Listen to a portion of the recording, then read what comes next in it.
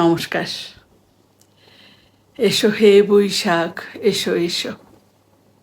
আপনাদের সবাইকে নতুন বছরের অনেক অনেক প্রীতি ও শুভেচ্ছা জানাচ্ছি। একটি নতুন বছর মানে একটি নতুন ভাবনার সুযোগ। আজকে বছরের প্রথম দিন দাঁড়িয়ে আমার মনে একটি মৌলিক প্রশ্ন উদয় হয়েছে। আমরা কি আমাদের চিন্তা ও চেতনায় সত্যি উন্নত হচ্ছি, নাকি আমাদের মৌলিক চিন্তা শক্তি এটা দিন দিন খর্বকায় হয়ে যাচ্ছে? আজ একটু গভীরে গিয়ে আমি এই বিষয়টির বিশ্লেষণ করতে চাই। একসময় আমরা তথ্য সংগ্রহের জন্য লাইব্রেরিতে যেতাম, আর সেখানে গিয়ে আমরা পছন্দের বই নিয়ে বইয়ের পাতা উল্টাতে হতো। আর তাতে যেটা হতো, এই প্রক্রিয়ায় আমাদের মস্তিষ্ক এটা সক্রিয় থাকতো। আরও আগে আপনি দেখুন, প্রাচীনকালে কী হতো, মানুষের স্মৃতিশক্তি এত প্রখর ছিল, মানুষ শুনে শুনে যে কোনো কিছু মনে রাখতো। এই যে এত বড় বড় গ্রন্থ মানুষ শুনে শুনে মনে রাখতো। কিন্তু আজকে যদি আমাদের কোনো কিছু জানতে হয়, আমরা শুধু গুগলে একটা ক্লিক করি, উত্তর আমাদের সামনে হাজির। বর্তমানে গুগল এবং এই এআইয়ের যুগে উত্তর আমাদের সামনে থাকলেও, উত্তর একেবারে আমাদের হাতের কাছাকাছি থাকলেও, আমরা প্রশ্নের যে গভীরতা আমাদের ভেতরে, সেটা হারিয়ে ফেলছি। প্রশ্নের গভীরতাকে আমরা হারিয়ে ফেলছি। মনস্তাত্ত্বিকরা একে বলছেন, এটা কগনিটিভ অফলোডিং। অর্থাৎ আমরা আমাদের যে মস্তিষ্ক, আমাদের মস্তিষ্কের কাজ আমরা যন্ত্রের হাতে ছেড়ে দিচ্ছি। অর্থাৎ আমরা আমাদের মস্তিষ্কের কাজ এটা যন্ত্রের হাতে ছেড়ে দিচ্ছি। ফলে যেটা হচ্ছে, আমাদের ধৈর্য কমে যাচ্ছে একেবারে আশঙ্কাজনকভাবে। আমরা দীর্ঘক্ষণ কোনো গভীর বিষয়ে মনোনিবেশ করার যে ক্ষমতা বা অ্যাটেনশন স্প্যান, এটা কমে যাচ্ছে আমাদের মধ্য থেকে। আমরা কি তবে তথ্যে ধনী আর জ্ঞানে দরিদ্র হয়ে পড়ছি? প্রাচীন কাল থেকে এই যে আমাদের বাঙালি সংস্কৃতি, এই বাঙালি সংস্কৃতির মূল সুর হচ্ছে সাম্য এবং উদারতা। কিন্তু বর্তমানের যে ডিজিটাল ইকো চেম্বার, এই ইকো চেম্বার আমাদের মননকে সংকুচিত করে ফেলছে। সোশ্যাল মিডিয়ার অ্যালগোরিদম এটা কেবল আমাদের তাই দেখায়, আমরা যা দেখতে চাই, আমরা যেটা দেখতে পছন্দ করি, অ্যালগোরিদম ঘুরিয়ে ফিরিয়ে সেটাই দেখায়। আপনি খেয়াল করলেই দেখবেন যে আপনি যা নিয়ে ভাবছেন, ঘুরে ফিরে আপনার মোবাইলে সেটা আসে। অর্থাৎ এই যে আমরা যা পছন্দ করি, যা দেখতে চাই, সেটাই দেখছি। এতে করে যেটা হচ্ছে, আমাদের ভিন্ন মতের প্রতি সহনশীলতা এটা একেবারে কমে যাচ্ছে। আমরা আমাদের বিশ্বাসের গণ্ডিতে আটকে খর্বকায় হয়ে পড়ছি। এই যে বিশ্বাসের গণ্ডিতে আটকে খর্বকায় হয়ে যাওয়া, এটা আরেকটু পরিষ্কারভাবে বোঝার জন্য চলুন একটা গল্প শুনি, একটা বাস্তব গল্প। একবার স্বামী বিবেকানন্দ আমেরিকার শিকাগোতে একটা ধর্মীয় সভায় গিয়েছিলেন। তো সেই সভার অবসরে একসময় সকল ধর্মের যারা প্রতিনিধি ছিলেন, এক আড্ডা, মানে ওনারা সবাই মিলে একটা আড্ডা দিচ্ছিলেন। তো সেই আড্ডায় কোন ধর্ম বড় এটা নিয়ে বেশ মতবিরোধ হচ্ছিল। তো স্বামীজি চুপচাপ বসেছিলেন সেখানে। একজন স্বামীজিকে বললেন যে, স্বামীজি আপনি কি মনে করেন কোন ধর্ম বড়, হিন্দু ধর্ম, মুসলিম ধর্ম, খ্রিস্টান, নাকি কোন ধর্ম? এরকম প্রশ্ন করেন। তো স্বামীজি সেই প্রশ্নের সরাসরি উত্তর না দিয়ে তিনি একটা গল্প বলেন। তিনি যে গল্পটি বলছিলেন যে এক জায়গায় একটা কূপ ছিল, অর্থাৎ অনেকে এটাকে কুয়ো বলে। তো সেই কূপে একটা কুপমণ্ডুক অর্থাৎ ব্যাঙ বাস করত। তো ব্যাঙ ছোটবেলা থেকে মনের আনন্দে সেখানে বেড়ে উঠছিল। সেই কুয়োতে এক পাশ থেকে লাফ দিয়ে অন্য পাশে চলে যায়, অর্থাৎ এটাই তার দুনিয়া। সে মনে মনে ভাবতো যে কত বড় একটা জগৎ তার। তো একদিন কোনো একটা প্রাকৃতিক কারণে একটা সমুদ্রের ব্যাঙ লাফিয়ে এসে সেই কুয়োতে পড়ে। তো সমুদ্রের ব্যাঙ এত ছোট গণ্ডি দেখে তার ভালো লাগে না, সে সেখান থেকে ফিরতে চায়। তো সেই কুয়োর ব্যাঙ সমুদ্রের ব্যাঙটিকে জিজ্ঞেস করে, আচ্ছা তোমার সমুদ্র কি আমার এই কুয়োর মতো এত বিশাল, এত বড়? সমুদ্রের ব্যাঙটি তখন হেসে বলে, ভাই আমার যে সমুদ্র, এর কাছে তোমার এই কূপের কোনো জায়গা নেই, কোনো তুলনাই হয় না। আমার সমুদ্র অনেক বিশাল, অনেক কিছু তুমি সেখানে দেখতে পারবে, জানতে পারবে। তো সেই কূপের ব্যাঙ মনে মনে তখন ভাবে যে এই লোকটা নিশ্চয়ই মিথ্যা কথা বলছে, এর নিশ্চয়ই কোনো খারাপ উদ্দেশ্য আছে। এ আমার কূপটাকে ছোট বলতে চাইছে, এর সাথে আর সম্পর্ক রাখা যাবে না, একে এখনই এখান থেকে বের করে দিতে হবে। এভাবে সেই কূপের ব্যাঙ চিন্তা করলো। তো স্বামীজি বললেন যে আমরা প্রত্যেকেই এরকম, হয় মুসলিম কূপ, হয় হিন্দু কূপ, হয় খ্রিস্টান কূপ, এক একটা কূপে আটকে আছি।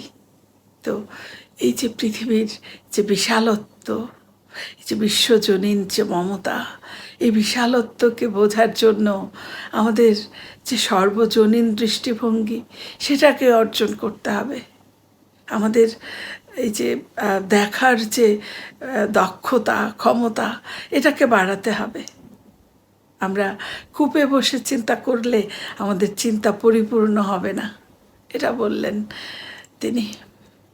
মূলত প্রত্যেক ক্ষেত্রে এটা প্রযোজ্য। এই যে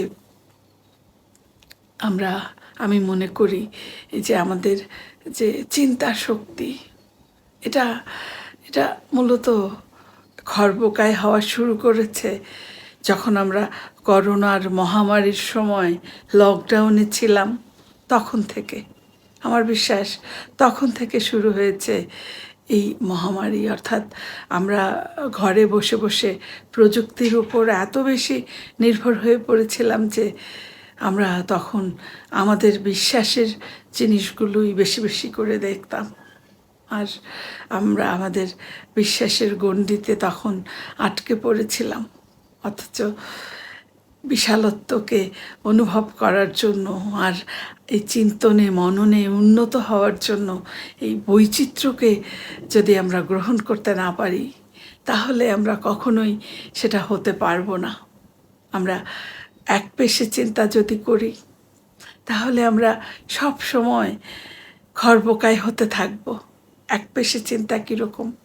যদি আপনাকে কোনো বিশাল পাথরখণ্ডের সামনে দাঁড় করিয়ে বলা হয় যে আপনি পুরো পাথরখণ্ডটা দেখতে কেমন, আপনি বলুন, আপনি কি বলতে পারবেন? কখনোই বলতে পারবেন না।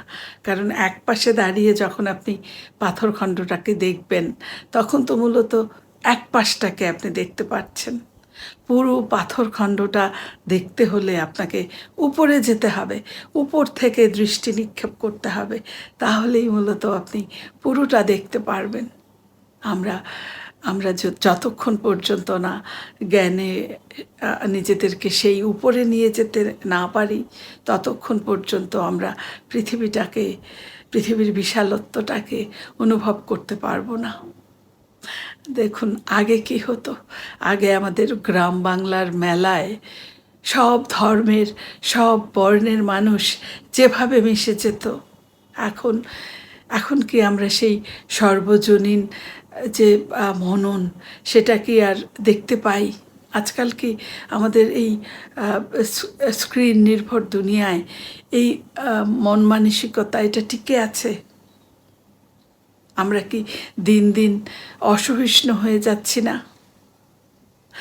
মূলত আমরা এখন অনেক স্মার্ট হয়েছি। আমাদের হাতে রয়েছে স্মার্টফোন, আমাদের বাড়িতে রয়েছে স্মার্ট গ্যাজেট, কিন্তু আমাদের যে সংবেদনশীলতা বা এমপ্যাথি, এটা কি একই হারে বাড়ছে? এই যে আমরা স্মার্ট হচ্ছি, প্রযুক্তি নির্ভর হচ্ছি, প্রযুক্তিতে উন্নত হচ্ছি, সেই একই হারে কি আমাদের সংবেদনশীলতা বা এমপ্যাথি বাড়ছে?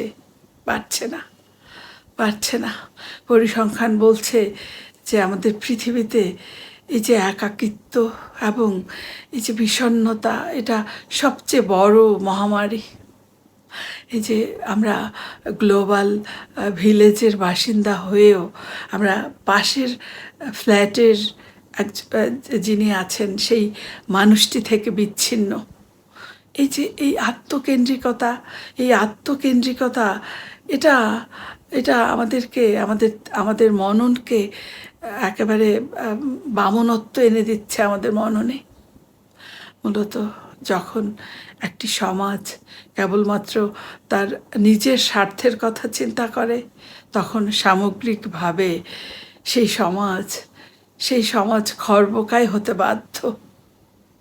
অথচ অথচ দেখুন, সেই আবহমান কালের যে সংস্কৃতি আমাদের, সেটা ছিল গোষ্ঠীবদ্ধতা এবং পারস্পরিক মঙ্গল কামনা। এই যে আমরা পিছিয়ে পড়ছি, এ থেকে যদি আমরা উত্তরণের চেষ্টা না করি, আজকে তাই বছরের প্রথম দিন, চলুন আমরা প্রতিজ্ঞাবদ্ধ হই যে আমরা এই যে পরিস্থিতি আমাদের, এখান থেকে উত্তরণের চেষ্টা আমরাই করব। কারণ আমাদেরই করতে হবে, আমাদেরই এগিয়ে আসতে হবে। আর এই উত্তরণের জন্য যেটা করতে হবে, আমাদের প্রত্যেককে জ্ঞানে জ্ঞানে নিজেদেরকে উন্নত করতে হবে। আমরা এজন্য যেটা করতে পারি, পড়াশোনা করতে হবে। শুধুমাত্র মোবাইলে এই সোশ্যাল মিডিয়ায় স্ক্রল না করে মাঝে মধ্যেই যদি আমরা গভীর চিন্তার বই পড়ার অভ্যাস করি, তাহলে আমরা জানতে পারবো, জ্ঞানের আলো জ্বলবে আমাদের ভেতরে। তারপর আমরা প্রশ্ন করার দক্ষতা যদি অর্জন করতে পারি, এই যে সোশ্যাল মিডিয়ায় আমরা এত কিছু দেখি, এগুলো চোখ বন্ধ করে বিশ্বাস না করে আমরা আমাদের যুক্তি বিবেক দিয়ে যেন যাচাই বাছাই করে নিই। তারপর আমরা আমাদের মধ্যে সহমর্মিতা বাড়াতে হবে। সহমর্মিতা, ভার্চুয়াল দুনিয়া ছেড়ে আমাদেরকে রক্ত মাংসের মানুষের সঙ্গে সংযোগ স্থাপন করতে হবে। যত বেশি আমরা এই সংযোগ স্থাপন করতে পারবো, তত আমরা বিশ্বজনীন মমতাকে নিজেদের মধ্যে ধারণ করতে পারবো। মূলত এই যে একটা অবস্থা, চলুন আসুন আমরা প্রত্যেকে আমাদের সন্তানকে শুধুমাত্র তার রেজাল্টের জন্য নয়, ফলাফলের উন্নতি নয়, তাকে মানবিক মানুষ হিসেবে গড়ে তুলি। আমাদের সন্তানকে সত্যিকার অর্থে একজন মানুষ হিসেবে ওকে আমরা গড়ে তুলি। মূলত এই যে পহেলা বৈশাখ, এই পহেলা বৈশাখ আমাদের শিকড়ের কথা মনে করিয়ে দেয়। শিকড় যত গভীর, গাছ তত বড় হয়। আর আমাদের শিকড় হলো আমাদের সংস্কৃতি, ভাষা আর উদারতা। এই যে আমাদের যে সংস্কৃতি, আসুন আমরা এই নতুন বছরে আমরা এই লোক দেখানো আধুনিকতা নয়, আমরা আমাদের চিন্তার যে পরিধি, এটাকে আকাশের মতো বিশাল করি। আমরা আমরা নিজেদেরকে খর্বকায় গণ্ডিতে আটকে না রাখি। নতুন বছর সবার জীবনে সবার জীবনে শুভ বুদ্ধির উদয় ঘটাক। আপনাকে অসংখ্য ধন্যবাদ এতক্ষণ আমার সাথে থাকার জন্য। আবারও কথা হবে নতুন কোনো ভাবনা নিয়ে। ততক্ষণ আপনি খুব ভালো থাকুন, সুস্থ থাকুন। আপনার, আমাদের সকলের এই 1433 সাল, এই বছরটা খুব ভালো কাটুক। শুভ নববর্ষ।